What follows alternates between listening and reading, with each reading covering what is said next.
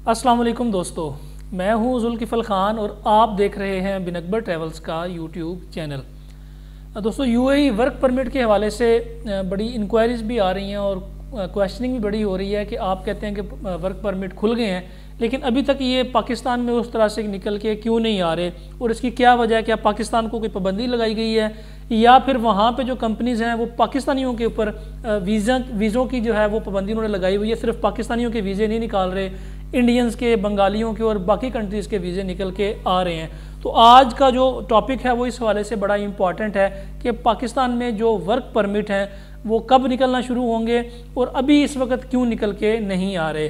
तो इसकी जो बुनियादी वजह है वो है WPS, वेजेस प्रोटेक्शन सिस्टम।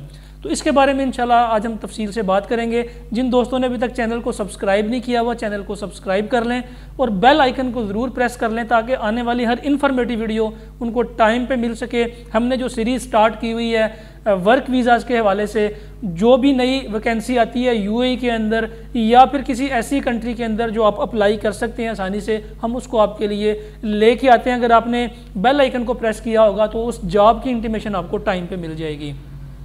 तो यूएई के हवाले से जो सबसे इम्पॉर्टेंट अपडेट है वो है WPS, वेजेस प्रोटेक्शन सिस्टम। ये जो प्रोटेक्शन सिस्टम था 2009 में इसको इम्प्लीमेंट कर दिया गया था यूएई के अंदर। इसका फ़ायदा ये था कि ये जो लोग भी यूएई में जॉब करते हैं उनकी सैलरी, उनके जितने भी बेनिफिट्स हैं और उनकी जो आफ्टर सर्विस ख़त्म होने के बाद जो उनको बेनिफिट्स दिए जाते हैं वो उनको टाइम पे मिल सके। एम्प्लॉयर जो है, कंपनी का मालिक या कंपनी का कोई भी नुमाइंदा उनको तंग ना कर सके, सैलरी की वजह से परेशान ना कर सके या उनकी सैलरी उनको टाइम पे दी जाए। तो हर कंपनी को पाबंद किया था कि आपने WPS सिस्टम के तहत सैलरीज पे करनी है अपने एम्प्लॉयज़ को। लेकिन अब जो जनवरी 2022 से इसके ऊपर सख्ती से इम्प्लीमेंटेशन करवाई जा रही है, जिसकी वजह यह है कि जो नई कंपनीज़ हैं या जो पुरानी कंपनीज़ हैं वो अपना कोटा जो है वो बढ़ा नहीं रही।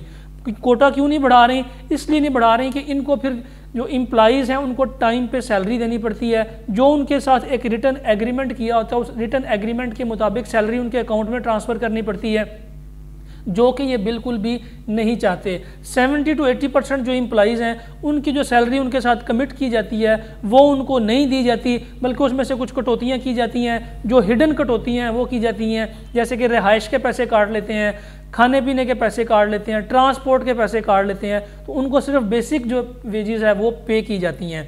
तो WPS सिस्टम के तहत हर कंपनी को पाबंद किया गया है कि आपने अपने जो एम्प्लॉई है उसकी जो सैलरी है वो ऑन टाइम पे करनी है। एक तो उसको डिले नहीं करना, जो आपने उसके साथ कमिट किया है वो आपने पे करनी है। उसको अंदर किसी भी किस्म की जो चीटिंग है वो आपने नहीं करनी, कैश पे नहीं करनी।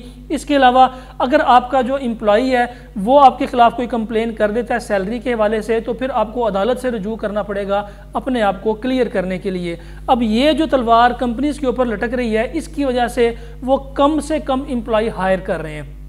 हायरिंग से मुराद ये है कि कंपनी डायरेक्ट वीज़े के ऊपर कम से कम एम्प्लॉइज़ को बुला रही है। अब ये कर क्या रहे हैं? ये थर्ड कंपनीज़ के थ्रू एग्रीमेंट्स कर रहे हैं। जैसे HR कंपनीज़ के थ्रू एग्रीमेंट करते हैं, वो कंपनीज़ अब एम्प्लॉइज़ को बुला लेती हैं यूएई में और फिर आगे सप्लाई के ऊपर इन कंपनीज़ को वो बंदे दे देते हैं। ये कंपनीज़ खुद डायरेक्टली हायर नहीं कर रही, क्योंकि ये जो कमिट करते हैं वो ये एम्प्लॉय को पे करते नहीं हैं। इसलिए पाकिस्तान के अंदर ये वीज़े, डायरेक्ट वीज़े जो हैं, डायरेक्ट कंपनीज़ के वीज़े निकल के कम आ रहे हैं। अब जो आप अक्सर देखेंगे, अक्सर वीज़े आपको फैसिलिटी मैनेजमेंट के निकलेंगे या सप्लाई चेन मैनेजमेंट के निकलेंगे, जो कंपनीज़ आगे बंदों को सप्लाई पे भेजती हैं, या फिर जो ट्रेडिंग कंपनीज़ हैं उनके निकलेंगे वीज़े निकलेंगे पाकिस्तान के लिए, वो थोड़े महंगे होते हैं। जो बड़ी कंपनीज़ हैं उनके वीज़े, उनकी बैंक गारंटी चूँकि कम होती है इसलिए उनके वीज़े सस्ते होते हैं। लेकिन ये जो फैसिलिटी मैनेजमेंट की कंपनीज़ हैं इनको जो बैंक गारंटी है वो ज़रा ज़्यादा पड़ती है, इसलिए वीज़ा का रेट भी ज़्यादा आता है। कंपनीज़ को गवर्नमेंट ने सख्ती से तंबीह की है कि अगर आपने 10 तारीख से पहले एम्प्लॉय को सैलरी पे ना की तो हम आपके ऊपर पाबंदियां लगा देंगे। अगर आपने कैश पे किया या एम्प्लॉय को हैरेस करके उसके ऊपर प्रेशर डाल के आपने साइन करवा लिए तो फिर भी हम आपको इसके ऊपर फ़ाइन करेंगे। फ़ाइन क्या हो सकता है? सबसे पहले तो कंपनी के जो रजिस्ट्रेशन है उसको मनसूख करेंगे। एक अगर मालिक है उसके 5-6 कंपनीज़ हैं तो 5-6 कंपनीज़ के फ्रीज जो अकाउंट में फ्रीज कर देंगे। वो नए वीज़े नहीं निकाल सकेंगे, वीज़े लोगों के रीन्यू नहीं करा सकेंगे, एमिरेट्स ID रीन्यू नहीं हो सकेगी। इसके अलावा जो बैंक गारंटी आपके अगेंस्ट या कुछ लोग जो वीज़ा की फ़ीस पे करते हैं इसके अंदर बैंक गारंटी भी शामिल होती है। वो बैंक गारंटी जो बैंक्स के पास पड़ी होती हैं, ये अपनी बैंक गारंटी भी रिलीज़ नहीं करवा सकेंगे। कंपनी को ये पहले ग्रीन से येलो कैटेगरी में लेके जाएंगे, येलो से फिर आगे रेड कैटेगरी में लेके जाएंगे। तो कंपनीज़ के ऊपर ये जो WPS की तलवार लटकना शुरू हो गई है, इस वजह से उन्होंने अपनी हायरिंग्स जो हैं वो बंद कर दी हैं। अब ये जो थर्ड पार्टी एग्रीमेंट करते हैं, उन्हीं से वेजेस तय करते हैं, उन्हीं के साथ कमिटमेंट करते हैं और उनके बंदों को अपने पास ला के उनसे काम करवा रहे हैं। इस वजह से पाकिस्तान में जो वर्क वीज़ा है उसकी तादाद बहुत कम हो रही है। आहिस्ता आहिस्ता ये फैसिलिटी मैनेजमेंट की तरफ लोग चले जाएंगे। या फिर दूसरी ऑप्शन इनके पास ये होती है कि ये विजिट वीज़ा के ऊपर लोगों को बुलाते हैं, विजिट वीज़ा के ऊपर बुला के उनसे 2 महीने काम करवाते हैं या 3 महीने काम करवा के विजिट वीज़े को ही ये रीन्यू कर लेते हैं। इस वजह से जो वर्क वीज़ा की वाली ऑप्शन है वो कम आती है। वर्क वीज़ा में इनको रिहाइश भी देनी पड़ती है, ट्रांसपोर्ट भी देने पड़ते हैं, अदर बेनिफिट्स भी देने पड़ते हैं। जबकि विजिट वीज़ा के ऊपर होता ही है कि है तो ये इलीगल, लेकिन इनको इस किस्म का कोई बेनिफिट एम्प्लॉय को देना नहीं पड़ता। जब मर्जी ये एम्प्लॉय को किक आउट करके उसको फारग भी कर सकते हैं। अगर कोई तंग करता है, किसी का काम पसंद नहीं आता, उसको किसी भी वक्त ये निकाल के बाहर फेंक सकते हैं। इसलिए WPS की वजह से नई जो कंपनीज आ रही हैं, जो पुरानी कंपनीज हैं, वो अपना सिस्टम जो है वो अपग्रेड कर रही हैं। जैसे ही ये सिस्टम अपग्रेड होना शुरू हो जाएगा, फिर ये वर्क वीज़ों की तादाद जो है वो आहिस्ता आहिस्ता बढ़ जाएगी। इस वक्त तकरीबन 25 से 30 से 40% कंपनीज इसके ऊपर आ चुकी हुई हैं, इसलिए उस हिसाब से वीज़े निकल रहे हैं। लेकिन आहिस्ता आहिस्ता जब इनकी तादाद बढ़ जाएगी तो हमें उम्मीद है फरवरी के अंदर जब ज़्यादा कंपनीज इसके ऊपर आ जाएंगी तो फिर ये पाकिस्तान के अंदर जो वर्क परमिट है वो निकल के आना शुरू हो जाएंगे।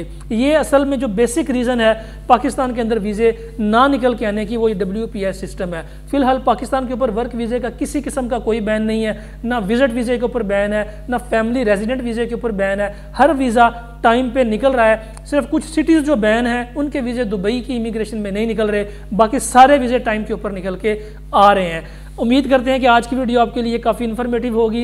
इसी तरह की मज़ीद वीडियोस के लिए हमारे इस चैनल को सब्सक्राइब कर लें, बेल आइकन को ज़रूर प्रेस कर लें। अपना और अपने साथ रहने वालों का खास ख्याल रखिएगा, अपने इस चैनल का भी। मुझे दें इजाज़त। अल्लाह हाफिज़।